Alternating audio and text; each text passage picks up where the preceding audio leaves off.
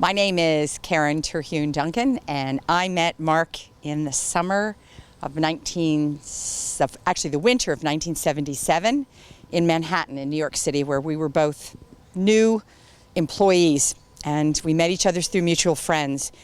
And one of the stories that I was remembering today is, I had to actually look up the date, but it was August 16th, 1977.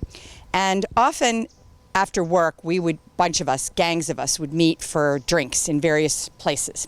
And Mark and I were pretty good at scouting out places where the hors d'oeuvres were free, so we could make dinner on it since we had no money. And one of the places we loved was the Hotel Elise, which we referred to as the Hotel Easy Lay, and it was the monkey bar on the first floor of the hotel. And we were there after work on August 16th, 1977, eating the free hors d'oeuvres with a bunch of friends when someone came in and announced that Elvis Presley had just died. And of course, people always remember monumentous things like that. So we spent the rest of the night toasting the king. So I thought of that story today because I will forever toast you, Mark, as the Squire, as one of my dearest friends and someone that I will miss the rest of my life. Here's to you, dear friend. I'm Doug Duncan, and I met Mark through my wife Karen many years ago, and we would spend our New Year's together with another friend.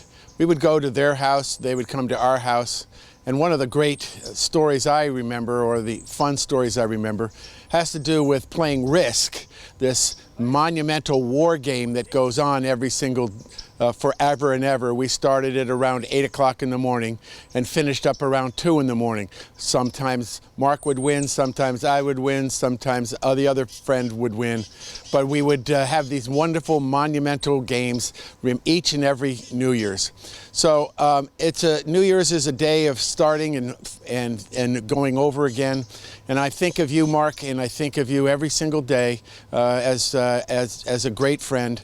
And I thank you very much for a great life, for me, for Karen, and the best to you, my friend. Think of you often.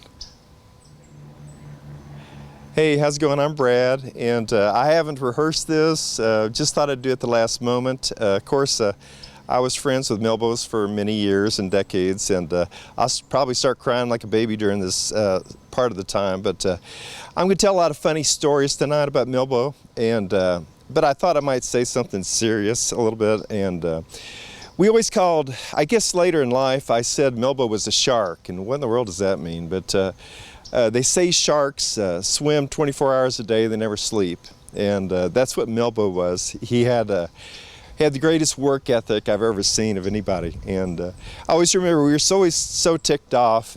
In junior year in English, they gave us, some lady, our teacher gave us a term paper, and it was 20 pages, and we're all pissed off, and said it had to be footnotes and this stuff, and we gave it to us on a Friday, and it was due in 4 weeks, and on Monday we were still all mad about it, and so we went in and we said, well, we're just going to rush the teacher and try to talk her into lower pages or this or that and those, and we're not going to take this anymore, and we're all bitching and moaning, and we turned to Milbo and we said, Milbo, are you in with this? And all he said was, I'm done. So it was Monday, and instead of bitching and moaning about it, Milbo just got it done, and that was just the way he did things. He had tremendous work ethic, and when we painted houses together, I thought I was a great worker. I couldn't keep up with Milbo, and he just never gave up. And Milbo, he ran marathons and stuff, but the dude was, you just got to face it. I mean, the dude was slow.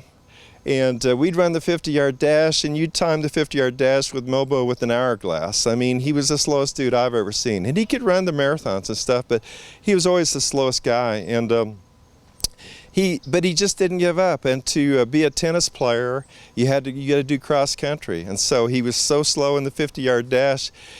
He was a great cross country runner because he'd never give up. He just ran it over and over and over again. And he didn't tell this until later in life, and he always talked about going to his first job. And when he went to New York for, I guess it was Compton, when he went to New York, he said everybody had a better degree than he did. And he said everybody had more experience than he did. And but he said he worked 7 days and nights. He worked day and night, and he said after 3 or 4 years, all these guys that came in with him, they're all gone. And so he's the one that lasted.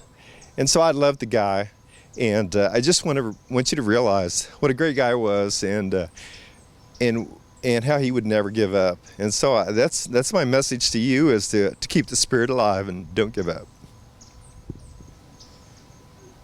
Hi, Linda.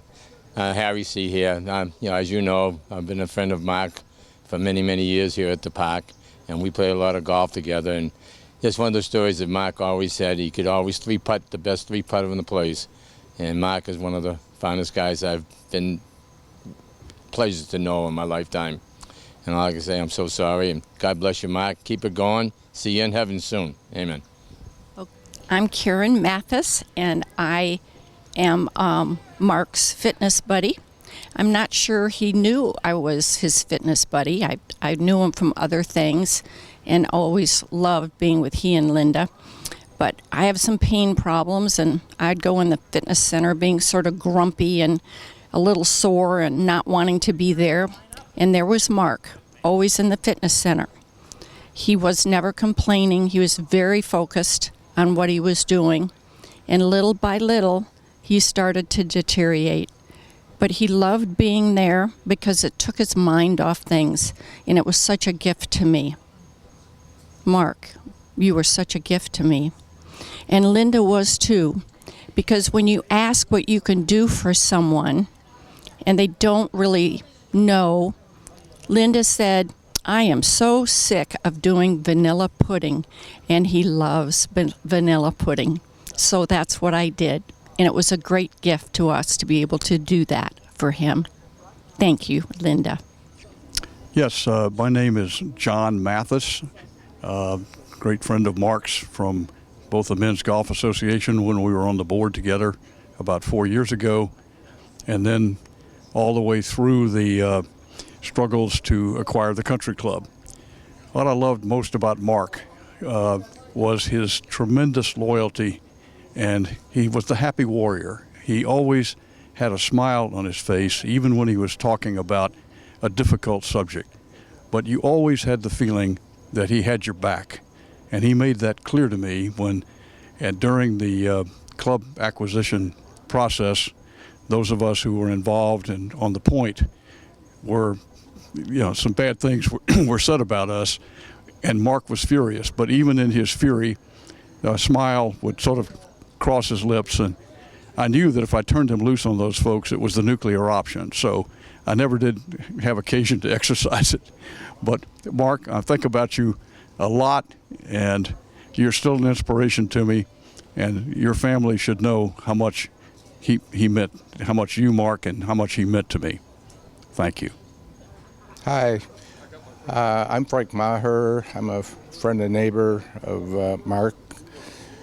I first met Mark, really got to know him when we were working on the weeds on the pond issue, and Mark was especially affected because of the end of the pond, and he used to always get the scum that would accumulate. So when I tried to get a group together, Mark was one of the first to volunteer and get involved. And we had a deal at that time with a person by the name of Jan, who ran things around here with an iron will. Mark used to always call her the little Hitler. But in a way, everybody was little to Mark. He was about 6'3" or 4" at least. And with his help, we were eventually successful in getting rid of all the weeds in the pond.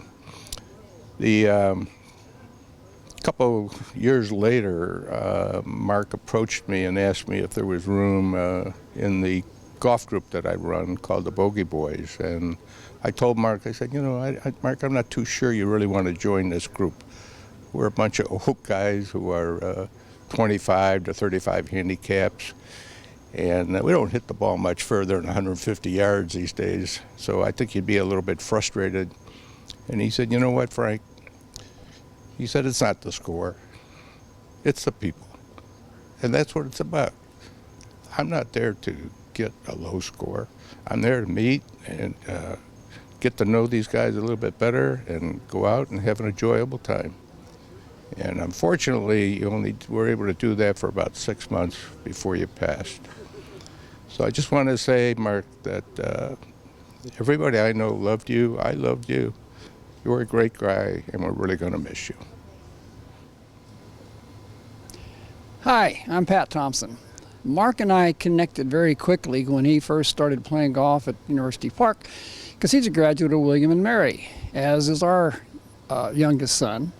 And later on, Mark and Brett did some work together, and who would have known that they both would have been chemo buddies before this was all over. My second really great experience with Mark was I was working on getting a master's a little late in life, and Mark was one of the people I interviewed.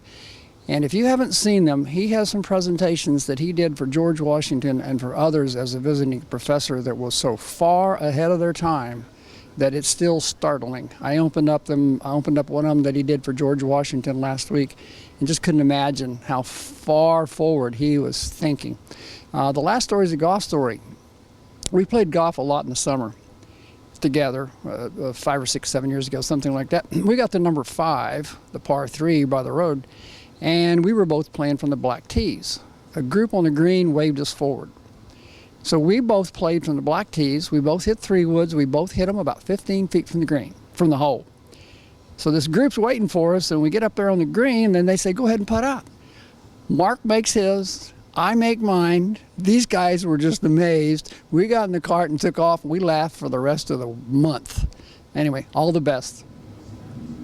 Hi, my name is Brian Briggs, and my wife Debbie and I came to University Park about 12 years ago. And shortly after coming, I had the great pleasure of being able to play my first game of golf with Mark Miller. It was quite an unforgettable experience. I remember vividly on hole number 23. For any of you who don't know it, it's a really difficult green, and Mark was right off the very front of the green. The pin was at the very back. And he commented before he made his shot that he might need his driver to get up to the hole. Anyway, he stroked this ball with about a 30-foot roll on it and put it right in the hole, and it was just such a great experience. He laughed and we enjoyed, and certainly have enjoyed ever since.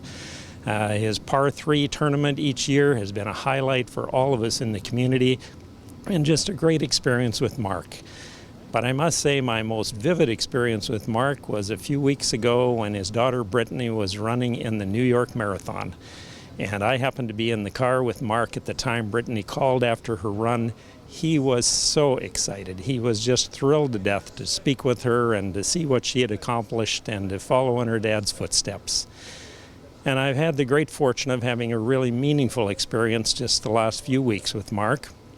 We went on our trip to the Mayo Clinic up in Jacksonville, and in doing so, to get to know him much better, to hear about things that were his thoughts, his life, his gratitude to the world in general for doing such good things for him, thinking back on his life, his incredible fortune to meet Linda and have such a wonderful, loving wife, which was very evident with everything that went on between the two of them. His love for his children, Brittany with her running, everything that has gone on with Ryan, their life, their activities, and just being good people. So Mark is one of the greatest people I will ever have known, and Linda is just a fabulous example for all of us. So thank you. My name is Mike Katos. My wife, Donna, and I met Mark and Linda about 10 years ago. From then on, we became great social acquaintances and spent many hours together. They were among the first to come visit us at our home in the Finger Lakes, Canandaigua, New York. But that wasn't the best about Mark. The best about Mark was his golf game. And I had the pleasure of playing golf with him for the last 10 years. And it's said that you learn more about someone and their character on the golf course than probably any other place you can. And that was certainly the case with Mark. Mark never saw a shot he made that he liked. he was more critical of his game than any of us. Yet it was the indication of his personality and drive for success that stood him so well in his entire life, in his business success, in his personal life, and with his friends. He was a magnificent man, bright, articulate, and driven to succeed. We miss him very much, and far too little time that we had to spend with him. Thank you for the opportunity to come celebrate his life. Hi, my name is Bruce Wallen, representing my wife Lynn, who you may see is a picture that his wife Linda had commissioned my wife Lynn to present to Mark as a Christmas gift. The funny thing about this was, and this is in their backyard looking at the big hole in number 3, is that when it was done, Mark looked at it, and before we put the frame on it, what Mark did was he said, "Lynn, what I'd like you to do is I'd like to see a little more yellow over here, a little bit green over here, and I like that if the flag raised a little bit more if you don't mind." And it was so funny when Lynn came home because it shows what an artist he was, a real artist in many, many a way. Second of all, I came home the first time I played with Mark. I was in the cart with him, and I came home and my face looked terrible, and it was all back and whatnot. And he said, "What happened?" My wife said, "What happened?" And I said, "Well, I played with Mark Miller in his cart, which was doing 34 miles an hour. My face didn't recede for about 2 days." And thirdly, it was about 2 weeks before Mark passed away. I was over at the house, and I had had a stroke 2 years ago, and I was very proud to tell Mark that I was hitting the driver about 130 yards, and he had been fairly passive up until then, and he just turned and he said, "That's longer than you ever hit a golf ball." Mark, we love you. We're going to miss you greatly. God love. Well, hello. You know I'm Chris, the nephew. So, speaking of Mark, one of my earliest memories was one of the summer trips we made out to see Grandma in Hannibal. And I think this might have been a driving trip because, we Millers did a lot of driving trips across country.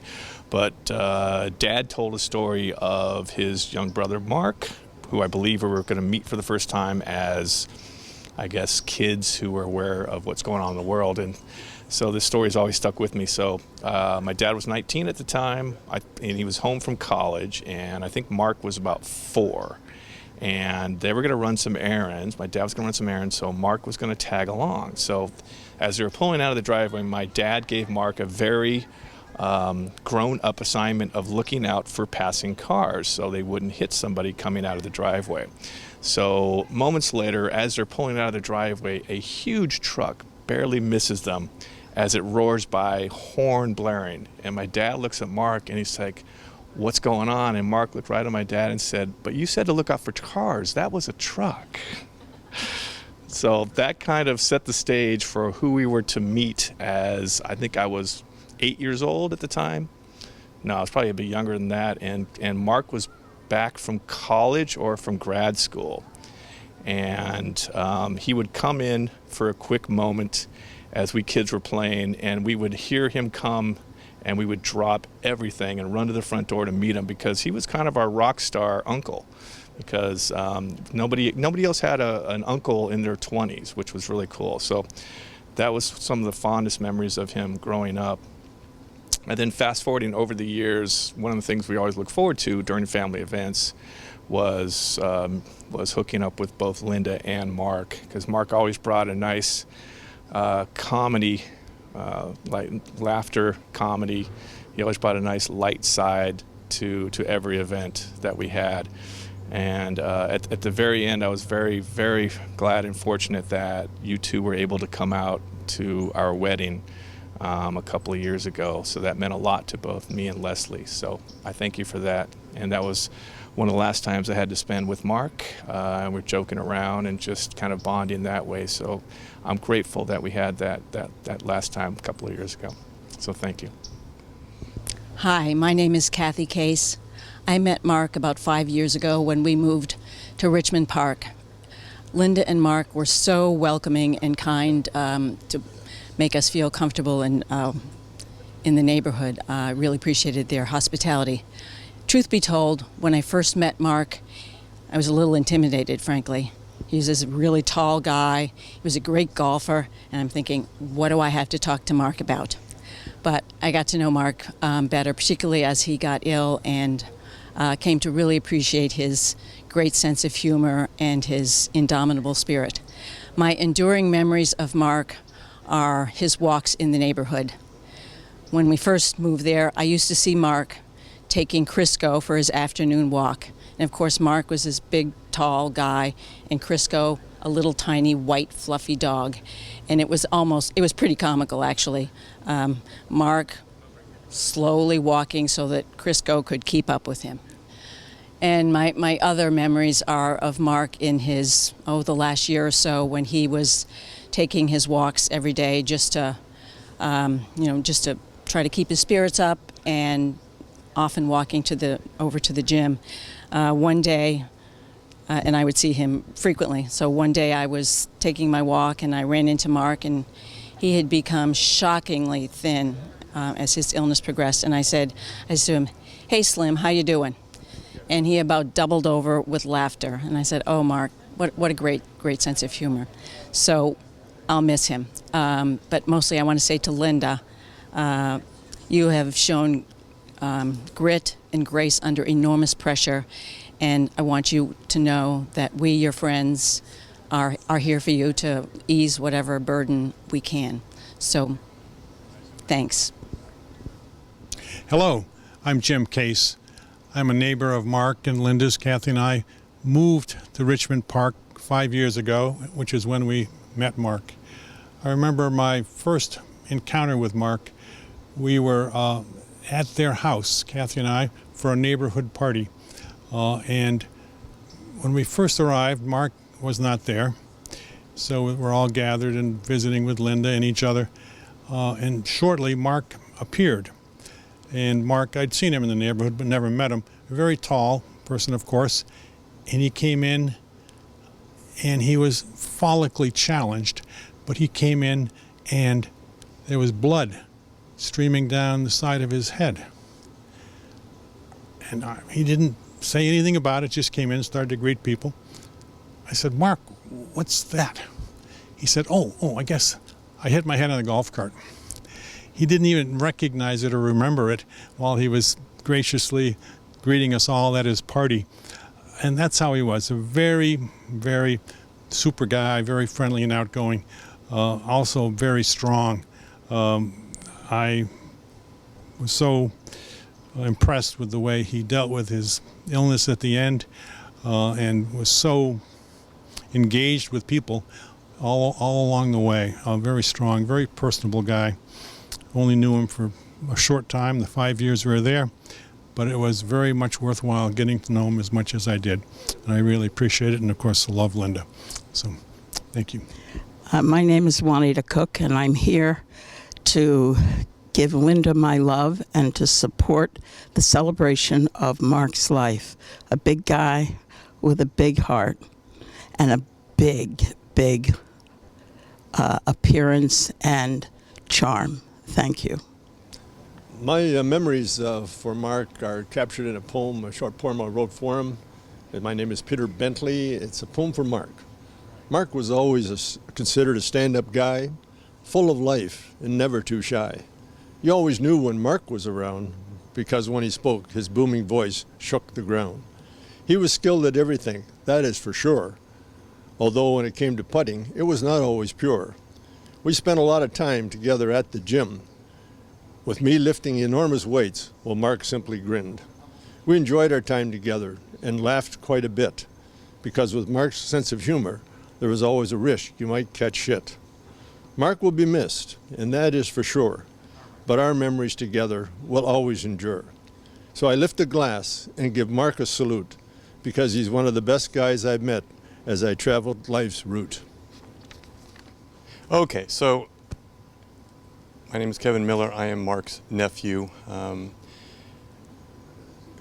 Learning We Can Tell Some Stories, I went through just my memory bank, and surprisingly enough, even though we were always on the West Coast. Mark was on the East Coast. We didn't see him that often. There was surprisingly a lot of stories to tell. The challenge with me is that most of the stories included a lot of profanity.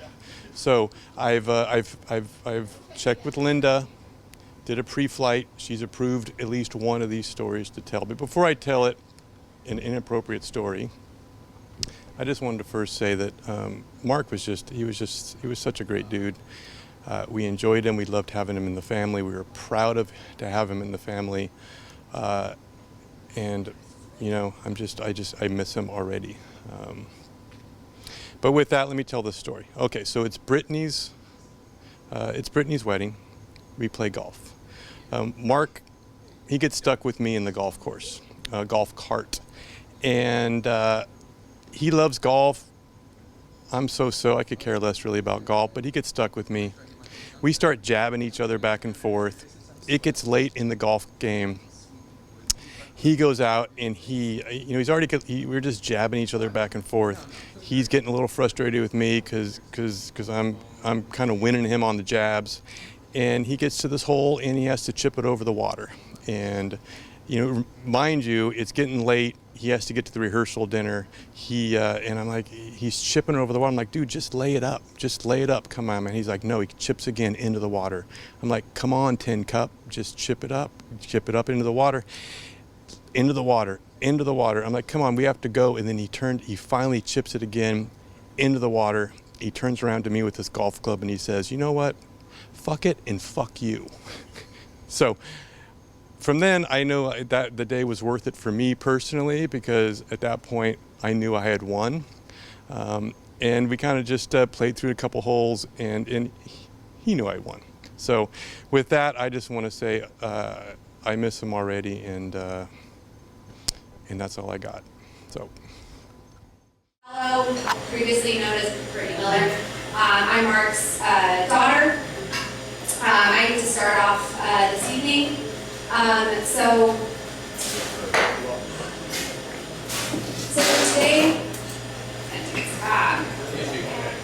today we come together to celebrate Mark's Miller life. As I look across the sea of people, I know my father lived a life beyond his wildest dreams, a life full of lessons and stories. And I would like to share a few lessons and a few stories about my father. But first, we'll start with the lessons. Always show up to a job interview early or a meeting. The hard things in life build characters, no quitters. And family is not a zip code or traditions, it's the people. Now for a story, and I apologize, I think I've told this one before, but it's a good one. So, I don't know if you know about our family, we're pretty competitive. Monopoly is something that is not allowed anymore in our family. For one too many family arguments. I'm not exactly sure how or when it started, but I began competing against my father in the pool outside our condo in Captiva Island. I was probably around the age 7 or 8, you know, maybe 5, or maybe, sorry. And every time we'd go, year after year, I would race my dad. Now, my dad's 6 feet and some inches. I was maybe 4 feet, a grade school child, and still, he beat me. There's no, easy going. And obviously, this isn't very fair. So we had some rules. You can't just let a 6-foot-tall man compete against, 9-year-old. So there was no diving, one allowed wake, and 2 laps, because I knew I could get him with my flip turn. But time and time again, the man would beat me. Oh, but one fateful day, probably around the age 11 or 12, I beat my hero. I won. Not because he let me, because certainly he didn't let me before, or because I, quote unquote, deserved it. because I had been trying for so many years, but because I was better. I tell this story not to prove that I'm the better swimmer, because I am, but to show that my father wanted both my brother and I to know what hard work and then success feels like. There are so many more stories we have all about my dad, and that's the purpose of today, to share stories and to take lessons we learned in our lives to teach each other. My father believed that and took that in all parts of his life, from family to business. I am so grateful and proud to call Mark Miller my dad. So if you could please raise your glass. Yeah. And my father, if you guys were at my wedding, ended his speech at my wedding with a quote from Friday Night Lights, because that's my dad. And I think it's only appropriate to end this speech in the same way. So clear eyes, full hearts, can't lose. So Mark Miller. So now I'm going to introduce Dr. Tom Rooney from the lovely town, or I guess state of Illinois. I can't say town. Hannibal, Missouri. From Hannibal, Missouri. Thank you. Milbo! I got the microphone. There's nothing you can do about it. In case you don't know, if you've known Mark Miller, I can't even say the name, for 50 years, his name's Milbo. So I can't change in the next 3 or 4 minutes, so please bear with me. And my name is inconsequential because what I'm here today as is part, like a 25% of an interchangeable, living, breathing, 50-year thing that we somehow kept together despite all the stuff that life throws at you. Somehow we managed to prioritize this and keep it together. It helps because in Hannibal, Missouri, home of the Pirates, they have high school reunions every 5 years. So we religiously attended them. Nobody more so than Milbo, who had, at least he told me, written into his contract when he went to Amsterdam that they had to fly him back for his high school reunion. And as time went on, Milbo, ever the planner and organizer, I think it was our 30th high school reunion, said, "We have too much fun. Why do we wait every 5 years? Plan. Next slide. We're on Longboat Key for the first of 1890. Well, Brad's the historian of the group. I think 18 falls where we came down here, played golf, lied and cheated, and whatever. So then we became an actual foursome, and we never underappreciated what we had together because we actually could barely not be reminded by it. You all know the rule, you got on the first tee and the starters there, and you're kind of twiddling your thumbs, and so he kind of tries to make some conversation. How y'all doing? Where y'all from? Well, Illinois, Kansas, New York, Colorado, and there's this quizzical look, always this quizzical look. We're high school friends. And that quizzical look gets replaced with one of astonishment. Like, high school friends? Yeah, we have that going for us. So this is what I always thought was a lifelong relationship, which I would like to now call a forever friendship. Well, the first of several toasts. So let's raise a glass to Mark for that.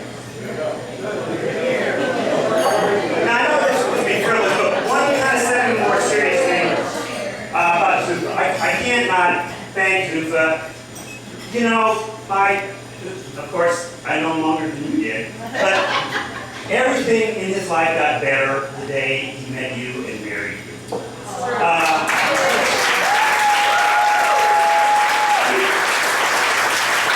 You smoothed off all his rough edges. You softened. You guys can let me get away with this stuff. This is beyond hyperbole. That's bullshit. But let me at least say, you gave him the most important things in his life, who are sitting right next to you.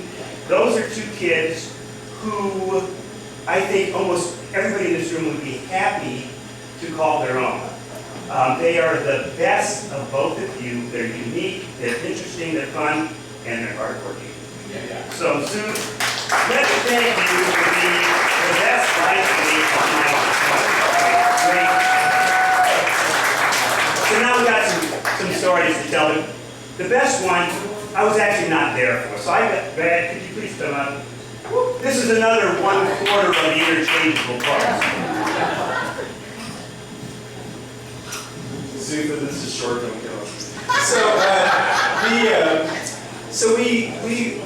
after our senior year, we were together for 5 great summers, and we became real close friends. I'm gonna start crying, so you can. Okay, 5 great summers, and toward the 5th summer was 1974, and Novo and I, we both had crappy summer jobs, and so about halfway through, we decided we'd start painting houses, and so, man, we made a lot of money. We made about twice as much money, like, not very much, but it was twice as much money. And we had our own rules, and so we loved it. And so Novo and I, we got up early, and Novo was always there on time. I was 5 minutes late. He kidnapped me, and we turn on the radio, and we start painting hard, and we start singing, and we start painting hard, and start dancing off the ladders and stuff. And so about 2:30 every day, we would just, you know the Milbo look. Milbo would give me the look. And so we just dropped the paint, we just left the ladders up, and we got in the car and went down to the boat. Every day we went to the boat. So the drill was, we'd go to the boat, and we'd take the boat, not in the current, but way back into the island where the current was kind of slow. We'd jump in the river, and we'd have a couple of refreshments, I guess. and so at a certain point, he'd give me the look, and so usually he would go in the boat first, and so he'd go in the boat and put his piece out, and we'd throw our kind of limp-ass little ski rope out there. And it was a hot jack. Yeah, I almost forgot that. So, Rooney's just talking about that. So, but it was a hot jack, and so we put the boat out, and the ropes on one side, because the side's broken, and so Mill was up there, and we're going to islands and stuff, and so he gives me another look, and so I've got my skis up a little bit, and so the steering wheel's on one side, and the throttle's on the right side, on the right side. So he puts the throttle full, and apparently didn't straighten it out enough because it really tugged on one side of the boat. I mean, it really tugged on one side of the boat. And so it launched Milbo out of the boat.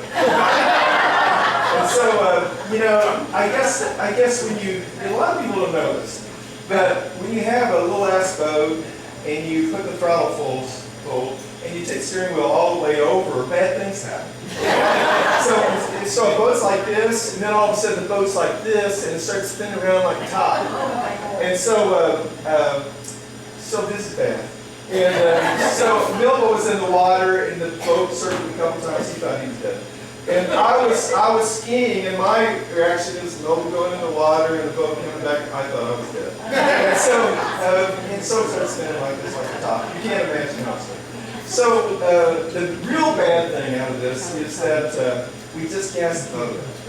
And so somebody picked this up, and for 2 hours the boat just went like this. And so it went 10 miles down south of Hannibal, and it ran out of gas about 75 yards short of the lock. But it could have happened to anybody.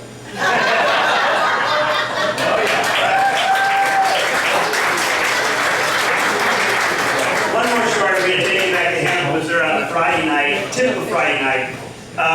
We all had jobs. Milbo's was, he worked at IGA, he called it IGA. And he always had the Friday night shift where he ended at 10 o'clock. And the last thing he did, if you worked at IGA, is you threw the garbage out. And set the scene, there was this back door, kind of a double door, and it was about 10 feet off the ground, and you threw the garbage down into this pen that had chicken wire around it. And the last thing he did before he got the garbage was stop by the aisle, the liquor aisle, and put a case of beer in the garbage. So you can kind of see where this is going. I was not there the night that some of my friends got there a little early and got showered with rotten cabbages. But I was there the night that he kind of overthrew the pen. And so at the end of this is like an alley that rolls down to a street, and so he overthrows it. Beer pops out, starts rolling down the street, and at the end of the street is a fire station. And you know, on a summer night, what do firemen do? They're sitting on their rockers looking at what goes by. And so we're here, we're good high school kids. We just graduated, mostly because we never got caught. That night, we are so busted. And rolling down the street towards the fire people, and we thought, oh my God, these are people of authority. These are like, we're so busted. And then we looked up, and they're just napping their tails off. They barely stand in their seatbelt. I think maybe we made this. So we gathered up our stuff, got out of there as fast as we can. So with that in mind, for those beers and so many others that we celebrate with Mark, Bill let's raise our glass one time. Bill All right, next up is Jim Arnon. Great fun. Hope you see that to me. Oh, I guess I gotta stay.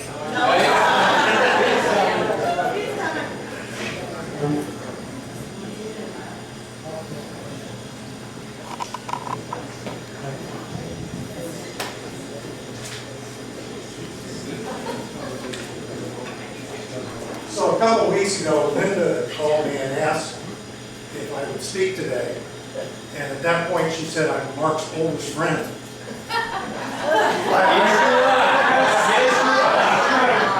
I told her to turn around and look at the other people. And we decided what was appropriate is I was his earliest friend at University Park. So I accept that, Linda. So the way we met Mark and Linda was we had just moved to University Park, and Linda was the welcome person for the neighborhood. And she met with Nancy and I, and we learned about Linda. And at that time, Mark was commuting between New York City and University Park on weekends. And she sees the opportunity that I was new, didn't know anybody, and played golf. And Mark needed somebody to play with on the weekends when he commuted. And so for about a year and a half, Mark and I would play as a twosome at University Park on Saturdays, Sundays, and some holidays. So that's how we first became acquainted. You know, after a period of time, we went through a very difficult vetting process to be in Dave Crombie's group on Tuesday and Saturday. After waiting for a long time to see whether we accepted, we finally got word and we were in the group. The irony is, a decade later, none of us would qualify for the vetting process that we had back in 2008. But when I was playing golf with Mark, you know, we only saw 20% of his life. We didn't see when he ran the New York City Marathon or played tennis against Jimmy Connors or struggled with the management of traditional Madison Avenue advertising execs. But he did talk to me on the golf course about the struggle getting his management teams to understand the significance of digital marketing.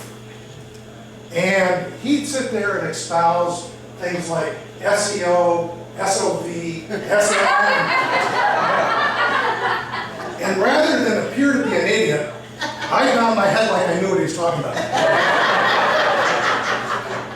Then I'd go home that evening and look up SOV, SEO, and SMM. Now, I'm only on 3 of the S's right now. I can tell you, there was a lot of acronyms that Mark would portray to us.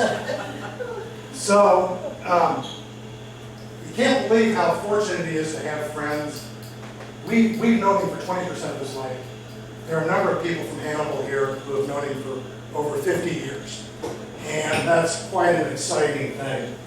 But even after Mark quit his work, he was willing to share his expertise. He spoke at William and Mary at different colleges. Even, you know, Margot and Pat Thompson's son, Brett, had some consulting work done by Mark. And he greatly enhanced the rentals of their Longboat Keith condo because he was on the board there. And I think the increases in sales were well over 25%. And I can tell you how he did it. He did it with SEO, which increased SOV, which was done through SMM. So if each of you guys takes a chance tonight, you can look those up like I used to. There are a handful of things that I'll remember. It's Mark walking down the street with Crisco, 6'1" and a little dog. Holiday dinners that Linda hosted with a number of her friends. I remember the time Mark rented a limo for Linda and her friends to go to dinner and go see the drag queens. Not that this is a continuing theme, but Mark and Linda came out to my son's wedding where our MCs were 2 drag queens. We got to experience a beautiful wedding with Brittany and Ernie. My wife broke her arm in 2 places at that wedding.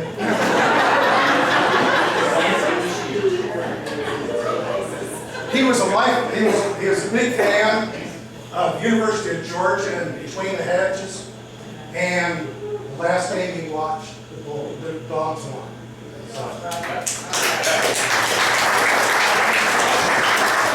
Annually, they would take trips to the U.S. Open, and we would all participate in a par 3 tournament at their house on Collingwood, where we would hit the ball across the lake up onto the course, and then we had to play cornhole. You'd always see Mark's car parked at the fitness center. He went to the fitness center. He was honing his golf skills out on the golf course.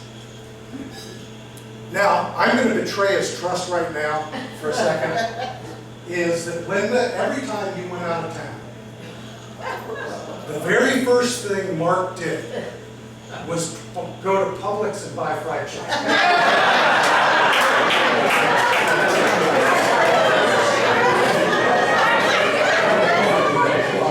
We even joked about it. And so he called me and said, Linda's gone. I said, you been to Publix yet? The other thing that even his lifelong friends in Hannibal may not know is that Mark was a conspiracy theorist. There are people who believe that the world is flat. There are people that believe that we never landed on the moon. Mark had his own conspiracy theory. Even though he was data-driven throughout his career and his life, there was one point that he was totally blind. And he was convinced that in the middle of August, in Sarasota, Florida, it is cooler at 10:30 and to 12 in the morning than it is at 8 in the morning. Now, we've checked with the people at the Weather Channel, every certified meteorologist. It is only compounded for the fact that if you had to play with him at that time, he had the only golf cart at University Park that didn't have a windshield to fold. So we all went through that. There are 3 things that I want to leave with. One of them is that on November 20th, Peter Piketty organized a steak and beans contest, which we have done for a few years. There were 2 notable things that happened there. One, we welcomed Bruce Wallen back to the golf course. And these were both critical missions on the part of Peter. The second was that Mark would be able to join us for a little while. He did. And he was there, and he joined 20 or more of his friends taking a picture. And I think one of the things that's most vivid to me, and I think Linda heard it too, is he kept saying, these are the faces. It created a crystalline picture in his mind of people that he had spent a good deal of his life with, and he was happy to have been able to do it. The second is that UP is a special place.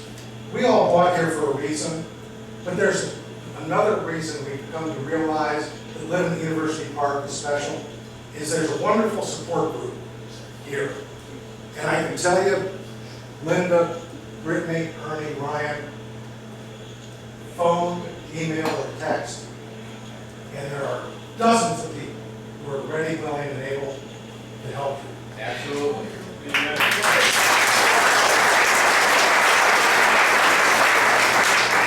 And just so you're aware, Mark was one of the best customers of our business. That we had a side business because all of us are on fixed income at this point. It was called 4 Old Men Without a Trunk.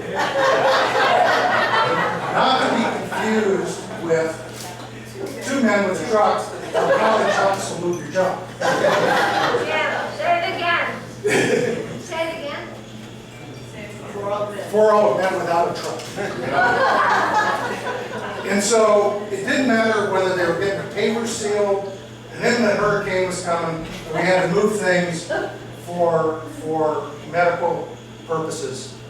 We were there, ready, willing, and able. And each time I left, I would quickly email Mark a bill. Have you paid it yet? This one I'm looking at that he gave me back is $438.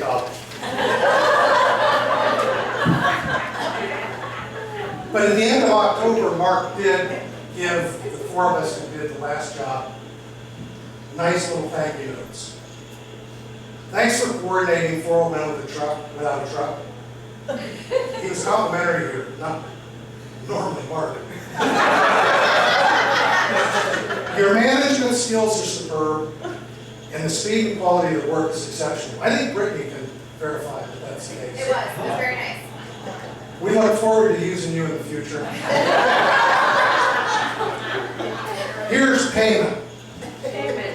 When I took this $100 bill to PNC Bank, they told me it was counterfeit.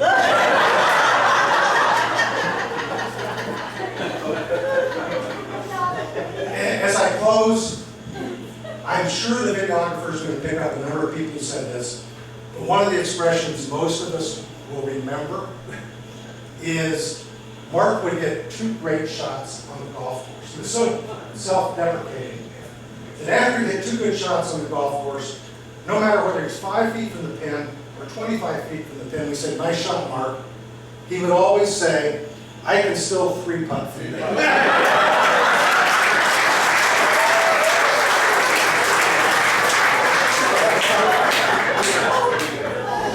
I want everybody in this room, though, to realize that in the longest and most difficult round of his life, which lasted almost 2 years, Mark was unbelievably positive, and he fought very hard. And I guarantee you, in the last round, he didn't 3-putt.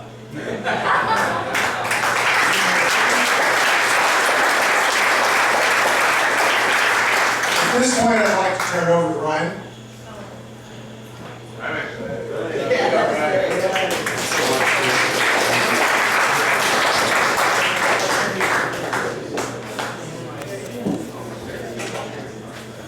Hello, everybody. I am the second offspring of Mark Miller and Azubo. Favorite son. Only son, Kevin. But I gotta start immediately by something Jim touched on. Thank you all so very, very much. You cannot imagine every text, every email, every swinging by the house, every bit of food that was delivered. I especially thank that part. Every time you guys came by the house, it meant the world to my father. It meant the world to us. Just doesn't go unnoticed. I said the best part about all that is we got to, I've been around 30 some odd years, 31 years. That's less than half my dad's life. And getting to see all of you guys come by, these emails, these stories is what was the most special, because we got to see and learn about these experiences and moments that y'all had with him that we never knew about, we never saw. You know, we're only around for a certain amount of time, whether it was a coworker, a neighbor, a friend, a golf buddy, whatever, a family. It was just such a special thing that was shared with us as well.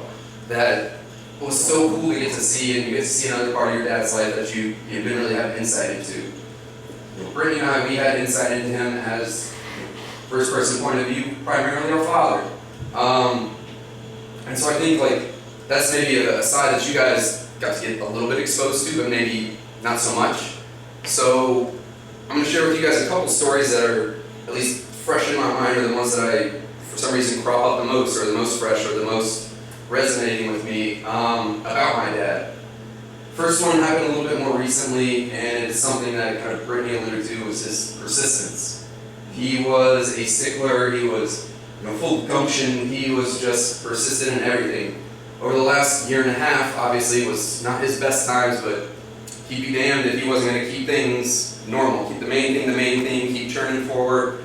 So this is September this past year, he's in the hospital, he's had an infection, bad stuff. We're in there visiting him. Mom and Ray had left. I'm just there that night, hanging out with him.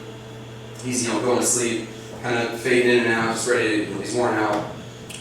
Get up, start to kind of get ready, get my things together. I was like, hey Dad, love you so much. I'm gonna head out for the rest of the night. Like, we'll be back first thing tomorrow morning. He's like, yeah, I love you too. But I'm gonna need you to do me a favor. I need you to go by Home Depot, grab me 1010 8A fertilizer. But make sure it's it's a bag that I can manage. I'm flabbergasted. I'm like, come again?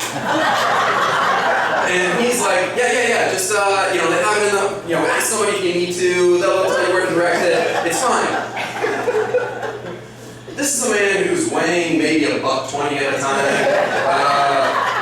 Obviously, he's been through chemo, was removed from the, on a ventilator, or ventilator was on a breathing apparatus, moved up a floor because they weren't trusting him, and his primary concern is a bag of shit right now. Being the one I am, I'm just like, yeah, sure, I'll take care of it. All right, yeah, see you tomorrow. Don't really think nothing of it, but again, that's Dad to a T. He's focused on things that matter to him. No matter what's going on, this is my normal. I'm gonna keep it normal. So let's fast forward a few weeks. I'm at work up in New York. I get a call from Dad. It's the middle of the day. I leave a meeting room that I'm in the middle of. Dad's calling me. Something's going on. It's gotta be important. Hey, how are you doing? Good. I'm kind of in the middle of something right now. What's up? So I'm in the garage right now, and I don't sit back for a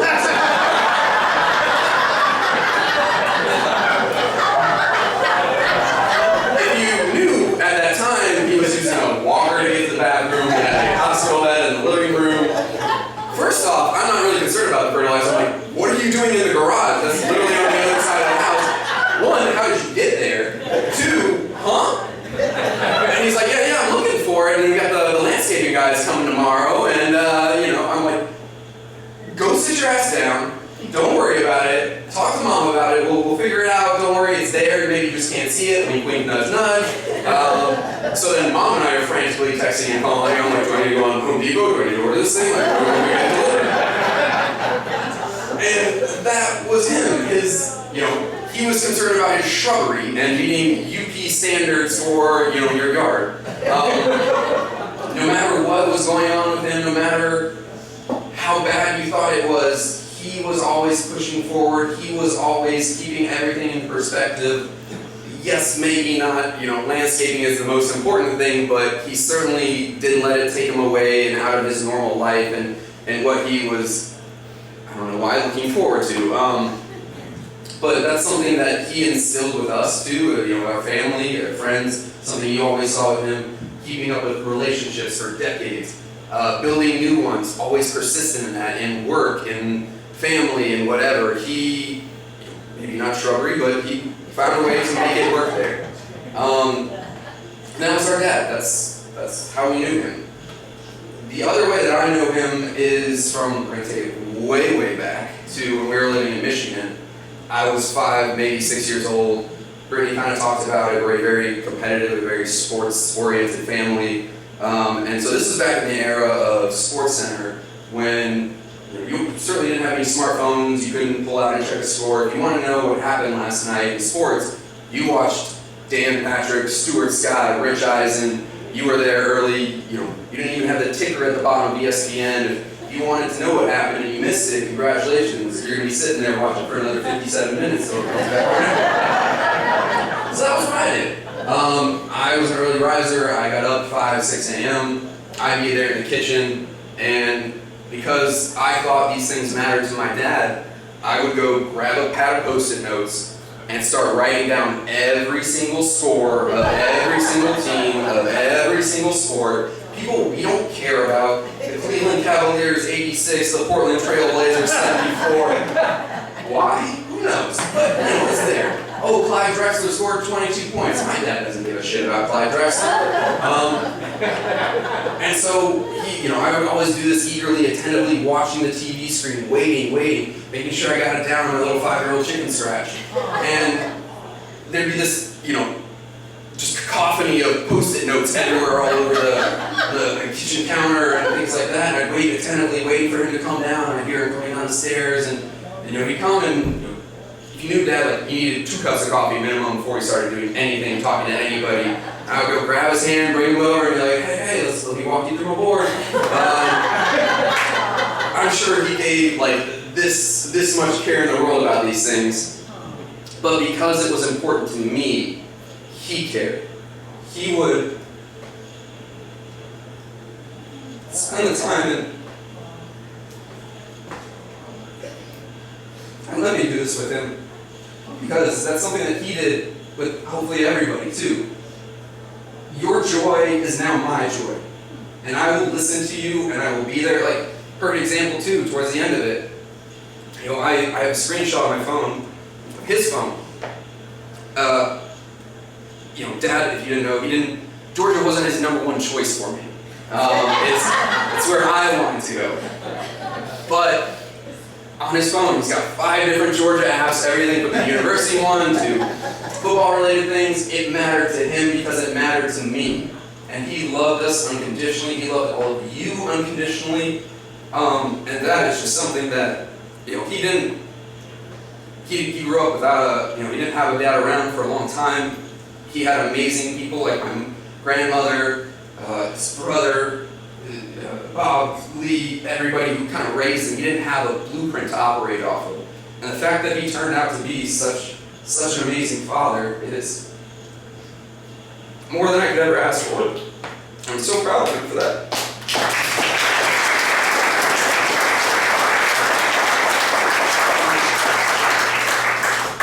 But I am just so happy that y'all have gotten to share your stories with us. And share your time, share your love with us. I promise you, it's so welcome and it's got us through so many tough times. And I can't wait to share more of them with each and every one of y'all, because that's what we do as a family. We are all one big family. We are happy about it, and we're so blessed to have each and every one of you there for us. It's my dad, Mark Miller.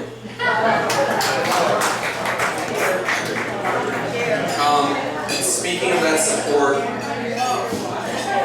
want to bring up Brian Briggs, who has been amazing for us. He drove my dad, in his van, lowered everything back down so Dad would be comfortable. Drove him up to Jacksonville to Mayo Clinic. Has been there for our family. I cannot thank you enough for everything you've done.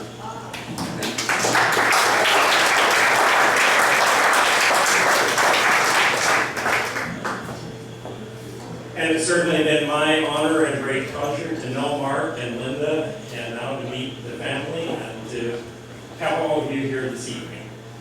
I'm also honored and pleased to be able to give a blessing for our proceedings this evening. So let us pray. Almighty God, we know that Mark is here at your side, watching over this celebration of his life. Mark is saying, "Why are my family and friends so serious? I am now here with my Lord in this fabulous place and doing so much better than when I was there with you. Thank you to all for coming to this wonderful place I love.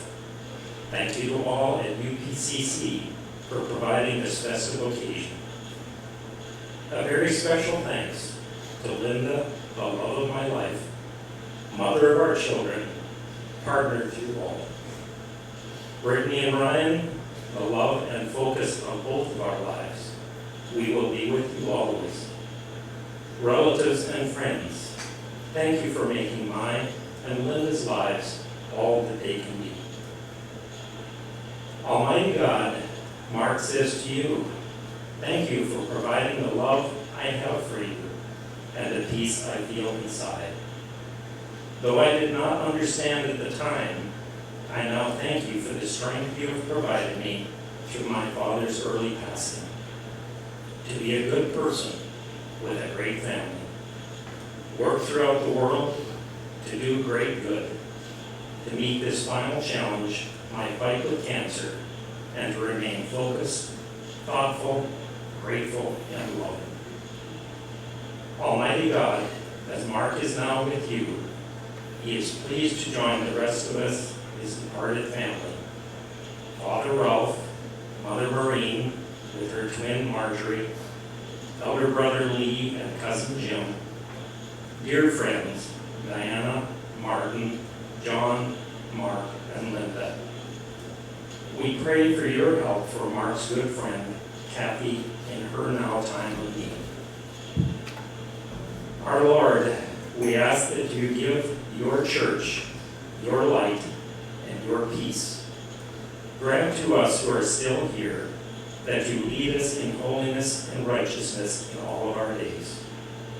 Give courage and faith to all of us who are bereaved, your comfort, and your joyful expectation of joining you and Mark and our loved ones. Almighty God, we thank you for your everlasting love, for speaking to us, for walking with us, and for blessing us. We ask that you bless this day of celebration, this food and drink, in honor of you and our wonderful and much missed husband, father, and mother, Mark Miller. Amen.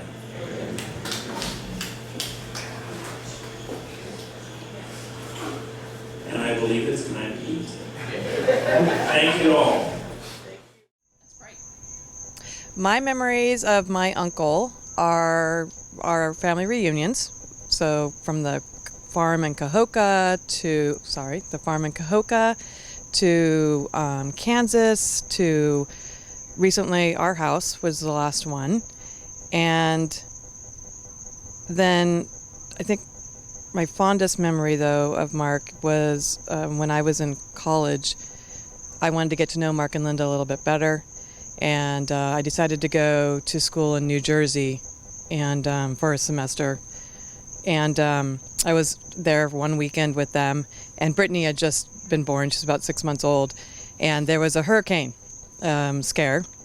And while Linda was watching the baby, Mark and I had to move everything down to the basement. So the blankets, the canned food, the water. And then Linda kept thinking of all these different things for us to move down.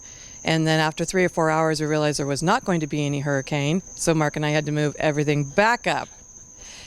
So we definitely bonded and did a little cussing towards Linda on that one. My recent memories have been, I work at Winty Vineyards, and Mark would text me or email me how great the wine was and how at University Park they were pouring Winty wine. And then in October I was lucky enough to visit Mark, and the whole family was there, and it was something I will treasure forever. And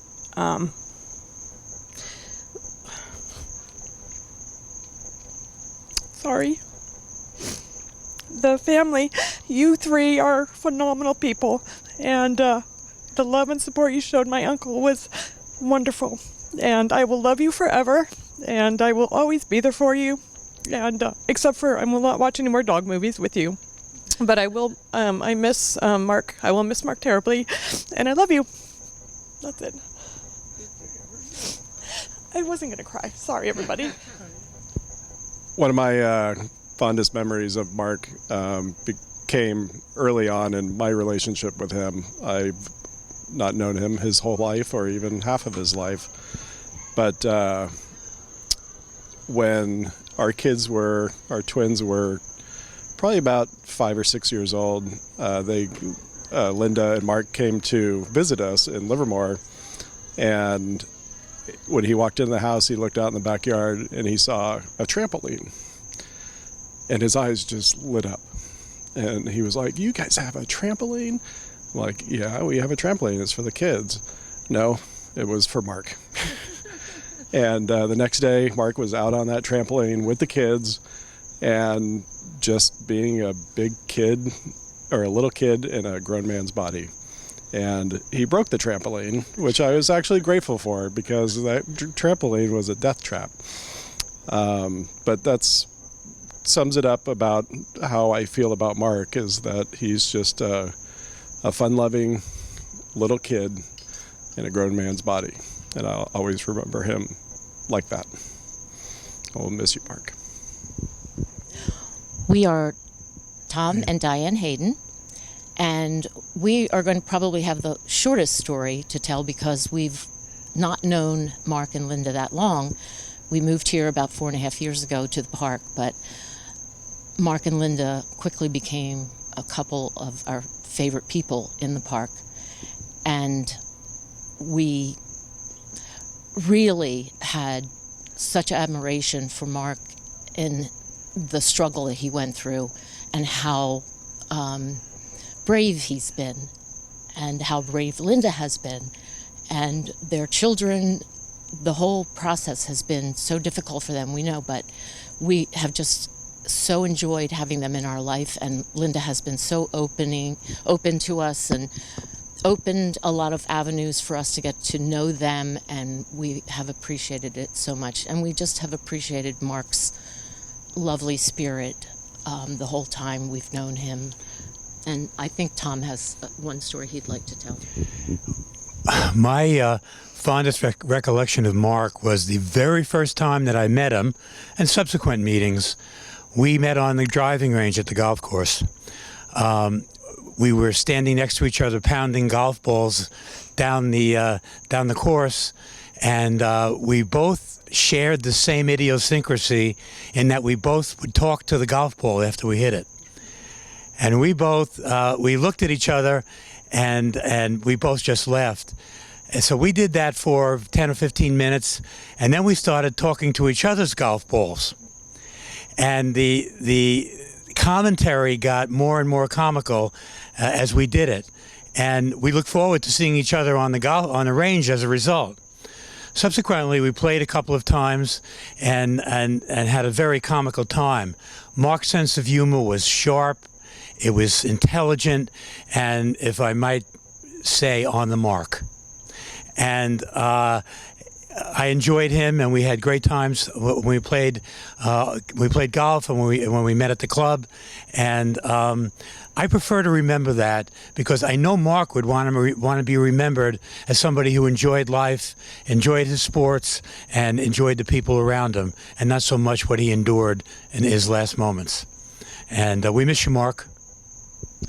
David and Jane Crombeen, living in University Park. Linda, Brittany, and Ryan. We have some great stories to share. Jane first. Well, I always had a special thing with Mark. Whenever we saw each other, wherever it was, at a party or whatever, Mark had a special way of greeting me. He always would take me under my arms like this and lift me off my feet.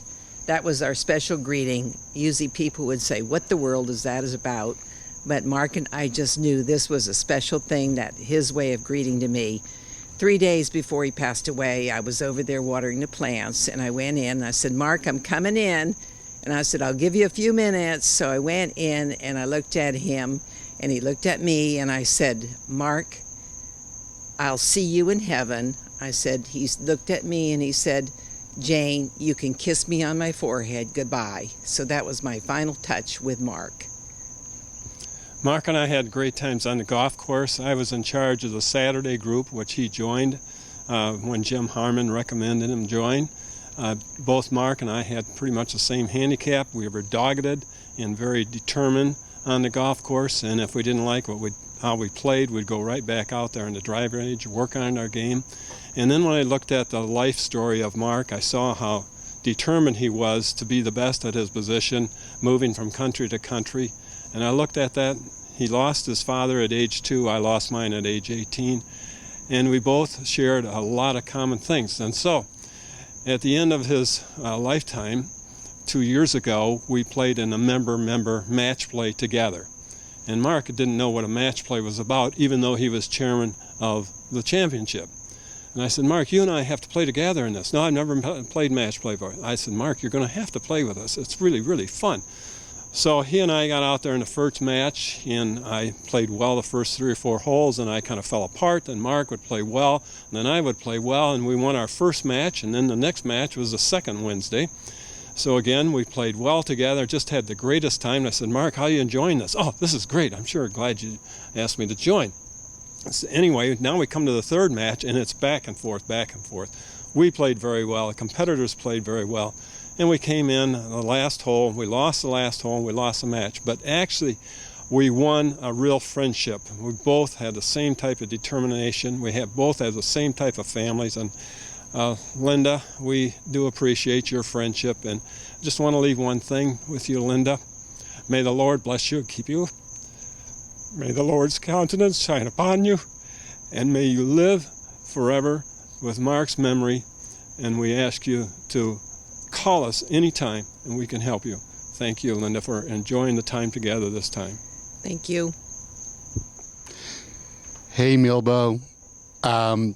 We just sat through a number of memories of you, starting with some of your high school buddies, your UP buddies, and we're somewhere in between. We met you around 85, watched your kids grow up, watch them flourish, got to be so close with you and Linda. But there was a gap, but there's a consistent theme. What wonderful people the Miller Zupa and their kids are. Just so the stories are classic. I'll just give one, and that's when you, our long lost friend Berto, and I went to a business conference of mine in Vail, Colorado, and I said, we can go there for free and share my room. And we skied for a few days. I attended a few business conferences, and that's where we came across the game Clacker.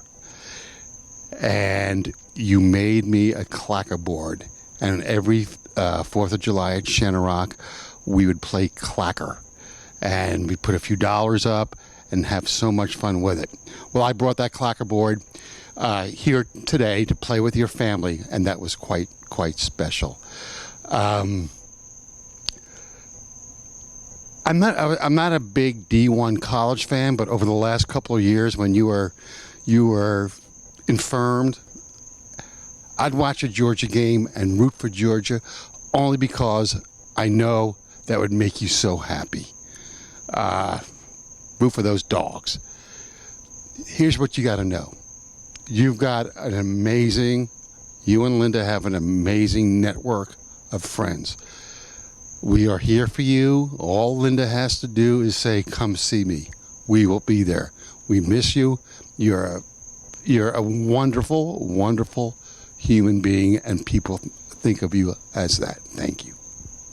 Although Lauren and I certainly can appreciate and remember Mark's sense of humor, what I appreciate and remember most is Mark's willingness to help, both with school decisions and career advice, always willing to lend a helping hand.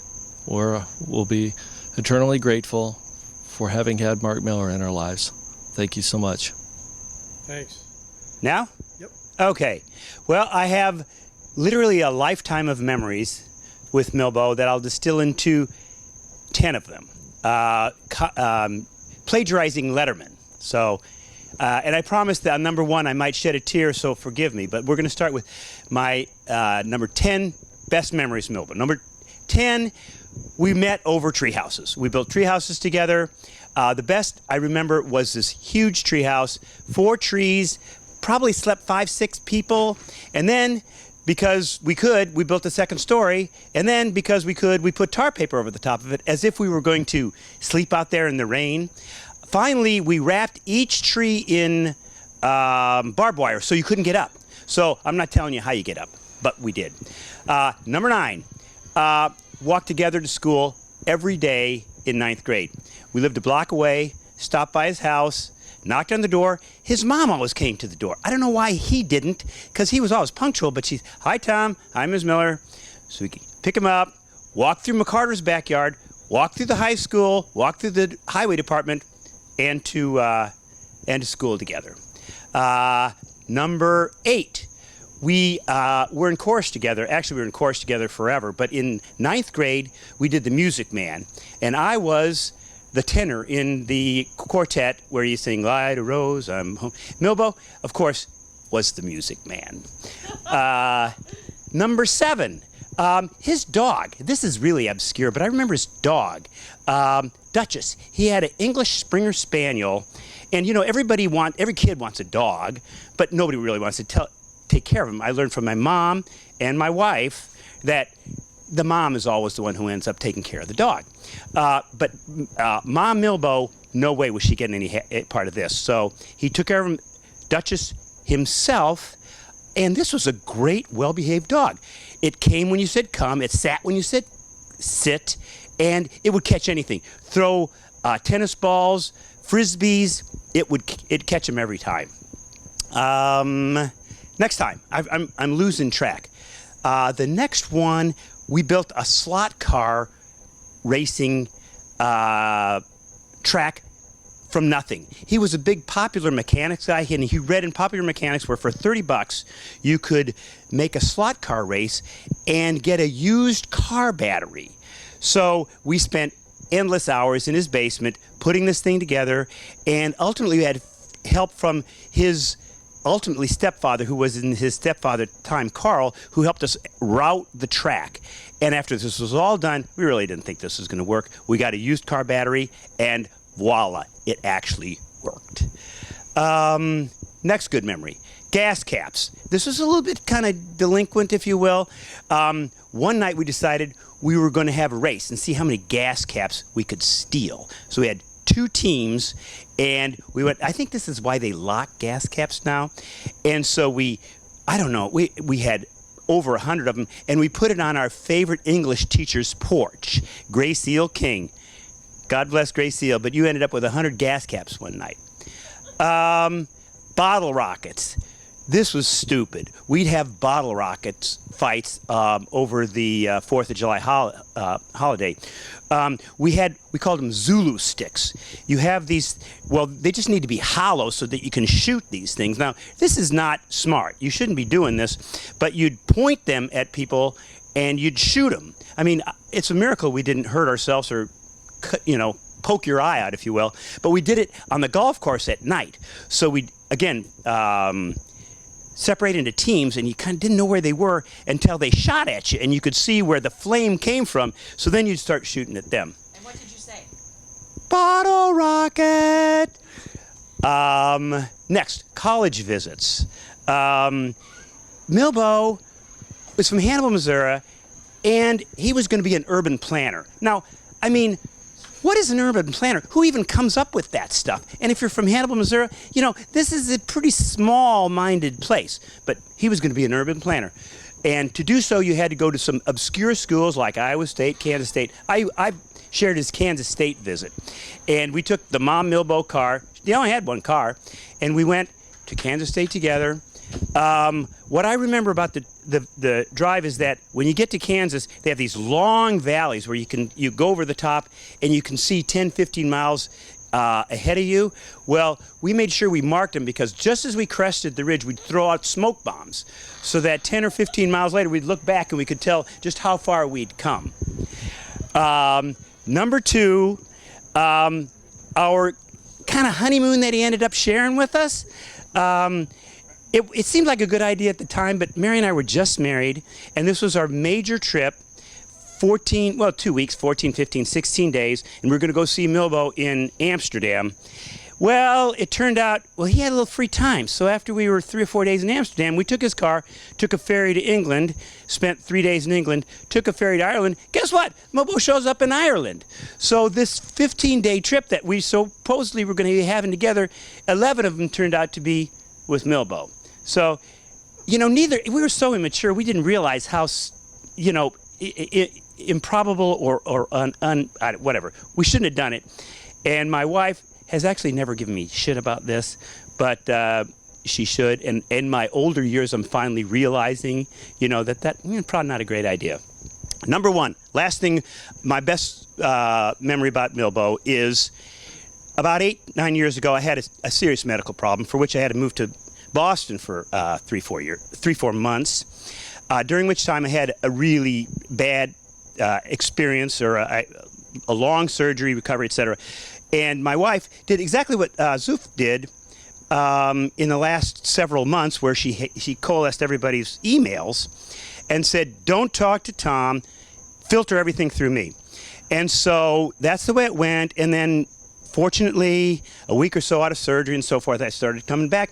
But we forgot to tell Milbo it was okay to communicate.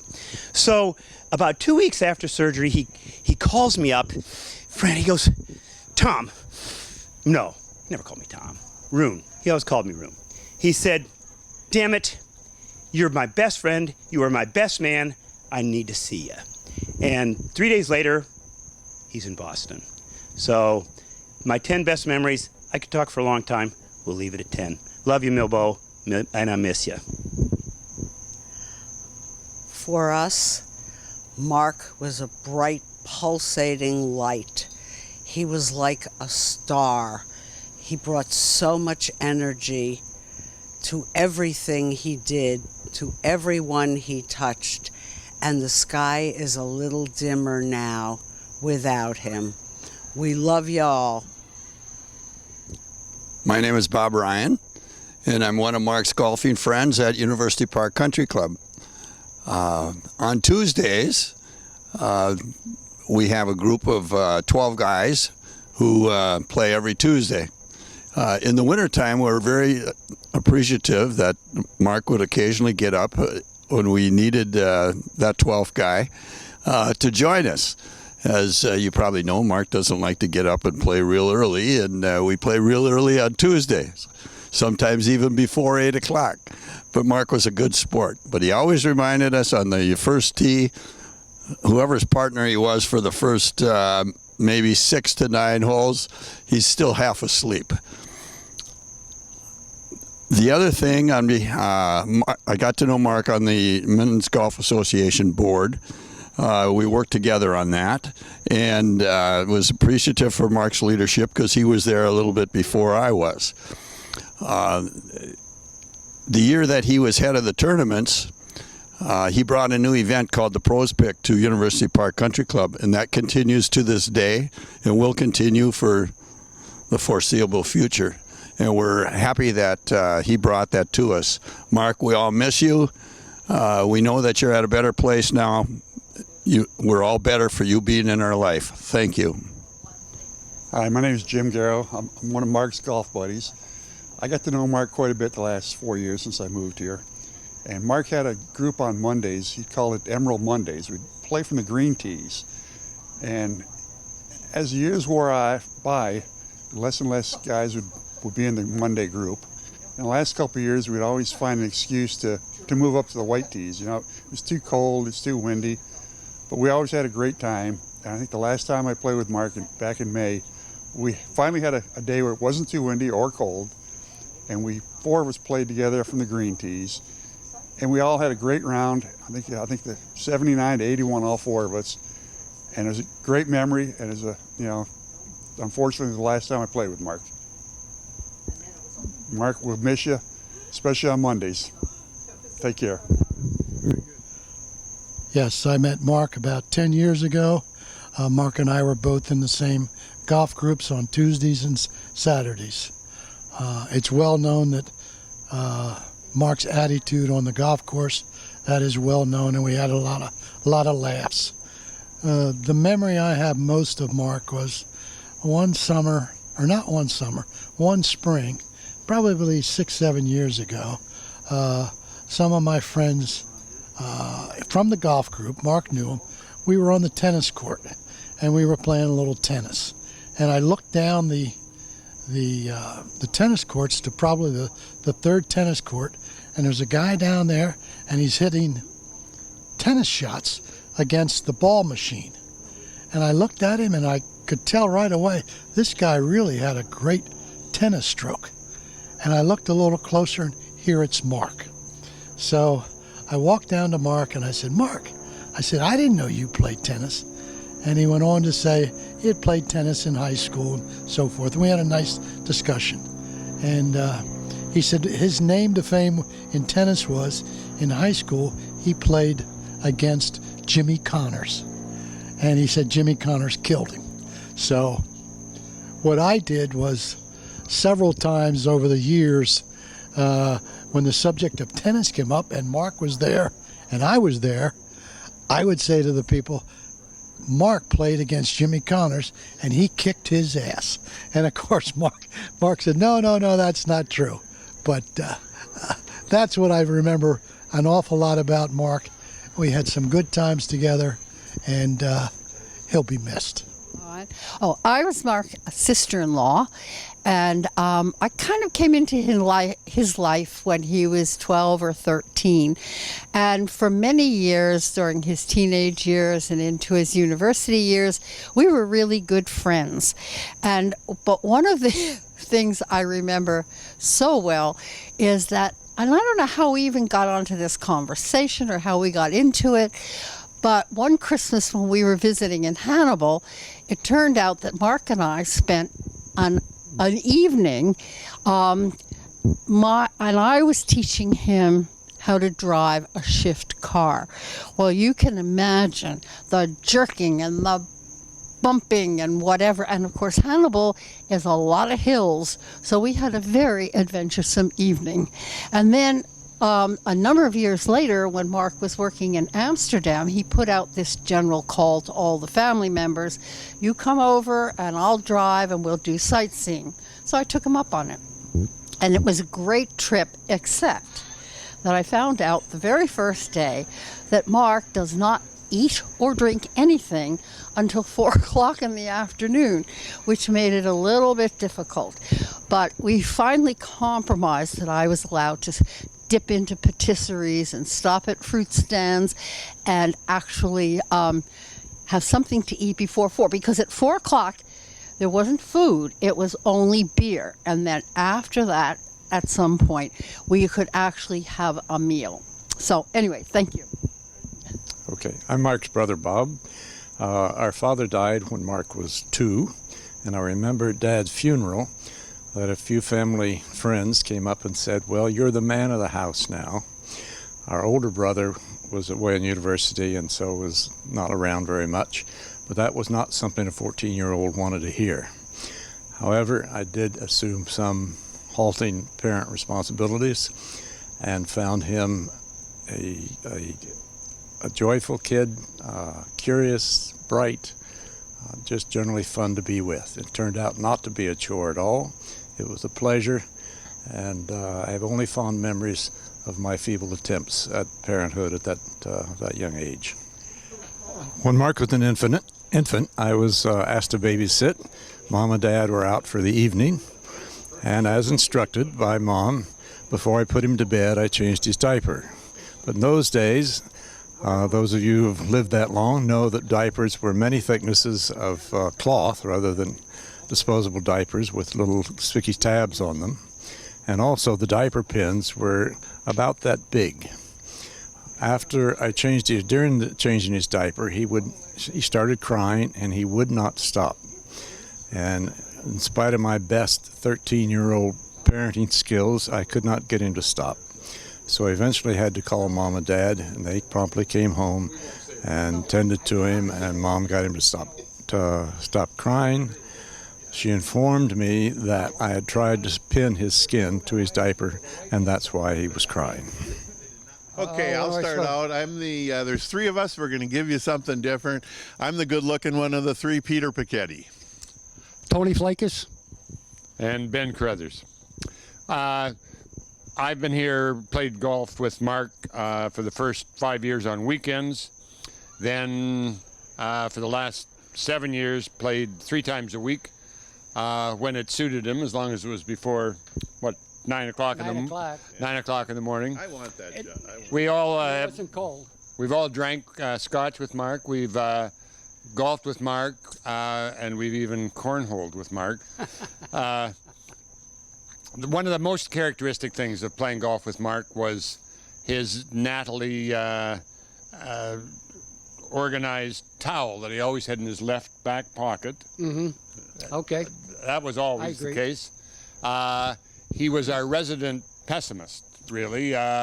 He had a negative attitude about golf. If he hit a good shot, he would ensure us, or, be certain that the next one wouldn't be good. And as we heard earlier, he would assume he would never make a putt. He's got a 3-putt. He would never make a putt. So those are, and the guy was, I never heard him say a bad word, and all I ever had was fun with Mark. I would agree with that, and the only thing is I heard this from somebody else, that when he was younger, he was one hell of a tennis player.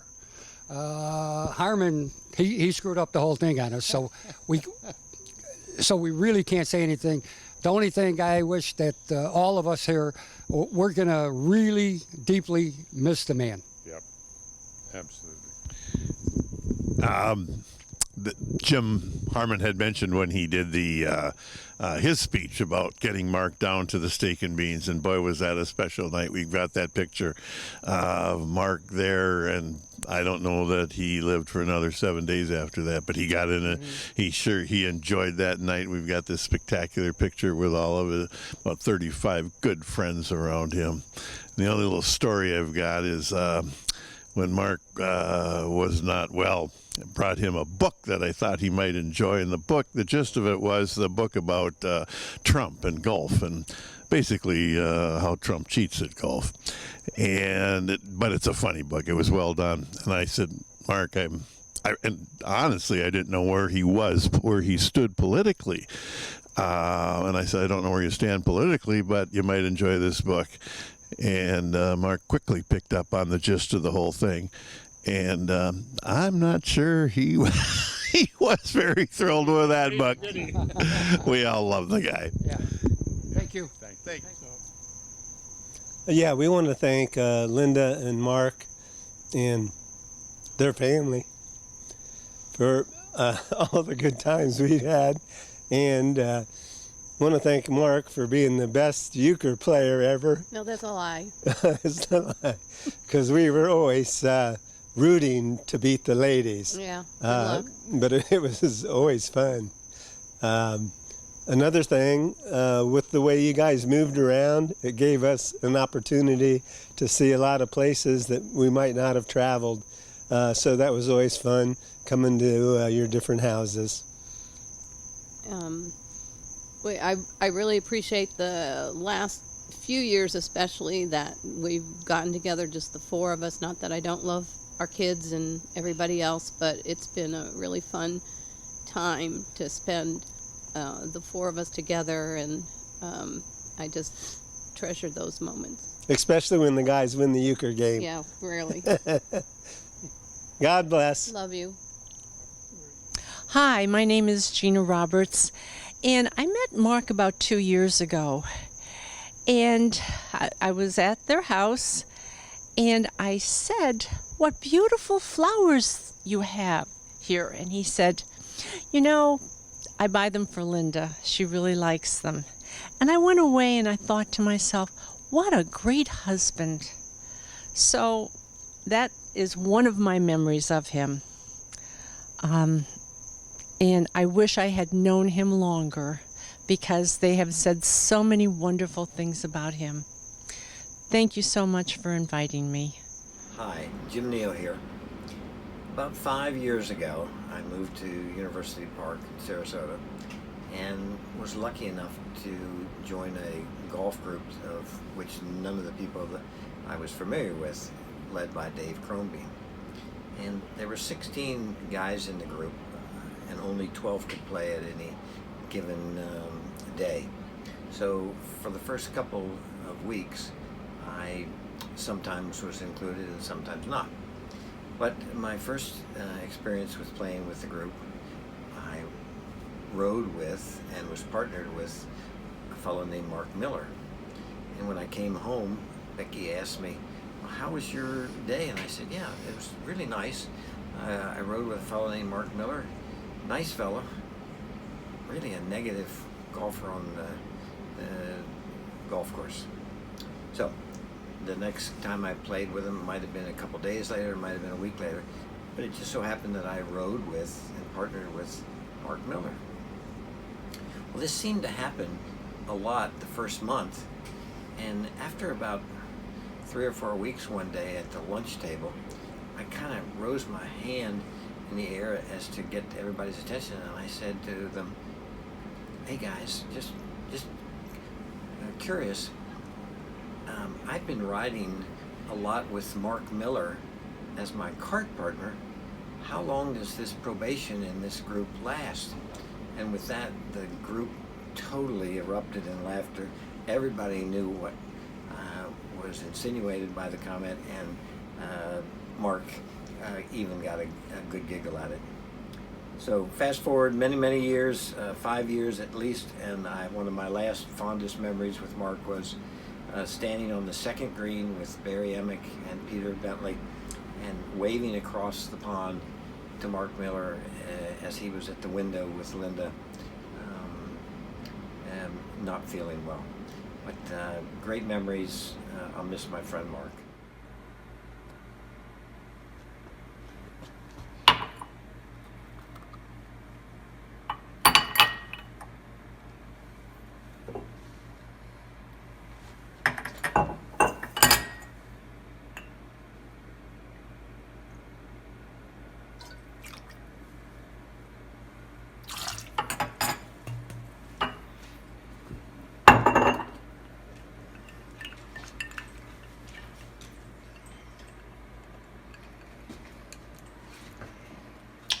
Love you, Milbo. Mark, what's up, my man? Wanted to holler at you, and heard you going through a tough time. Heard you've been doing the chemo, but I heard good things, Mark. I heard you like to go to the gym when you have the strength to get on the treadmill. That's what I'm talking about. That's the way to make every day count. Every time you get an opportunity, you're feeling good, man. Trying to get up and get moving. That's respect. Much respect for you. Ryan, your son, reached out to us and said you could use a little positive message, man. Just keep battling, keep fighting, make every single day count, keep getting that workout in when you can, and just know that people out there are thinking about you. My name is John Carlucci. I met Mark Miller at Compton Advertising many moons ago and have known Mark ever since. He's the first guy I ever met from Hannibal, Missouri, as he liked to call it, home of Huck Finn. And Mark, to me, was always, in a way, a Huck Finn in certain values, his honesty and his integrity. And while we were at Compton, there was an annual Christmas party for underprivileged kids. So we raised money, and Mark was a big factor in helping raise money for these kids' charities. And there was an entertainment event at St. Bartholomew's Church in New York City, and we were part of an act. All of a sudden, the curtains open, and there is Mark and myself and a third gentleman who was also good friends with Mark, Bob Hogan, in drag as the Supremes, playing or singing "Stop in the Name of Love," Before You Break My Heart. And the crowds and the kids and everybody laughed. They had a great time. And I always think of Mark as not Mark the business guy, but Mark the good guy, Mark the fun guy, and Mark my good friend, who I'll always miss. Some of you had heard at the celebration about Mark's nickname, and it might have been a new idea to you. It's Milbo, M-I-L-B-O. This started way back in Hannibal, Missouri. But when I met Mark in New York, he was known by Milbo. However, a lot of his friends think that they needed to class up his act. So instead of being Milbo from Missouri, as my husband liked to say, they decided that he would be Milbeau, Milbeau, French spelling. So that suited me just fine because I felt Mark, though lovely and wonderful, and I was proud of the fact that he was brought up in Hannibal, Missouri, and was down to earth, wonderful guy. He did need a little cleaning up around the edges. When I met him, he was wearing polyester suits, polyester ties. I tried to introduce him to the world of designer wear, but he didn't always go along with that, but he did go along with the spelling of Milbeau, Milbeau. However, on his glasses that I got him recently, which were in the video that Karen has done, it's spelled French correctly, Milbeaux. So I still had to have my influence on Mark. So I loved him my whole life. I will love him all through the rest of my life. And I'm so happy that I got to be his wife.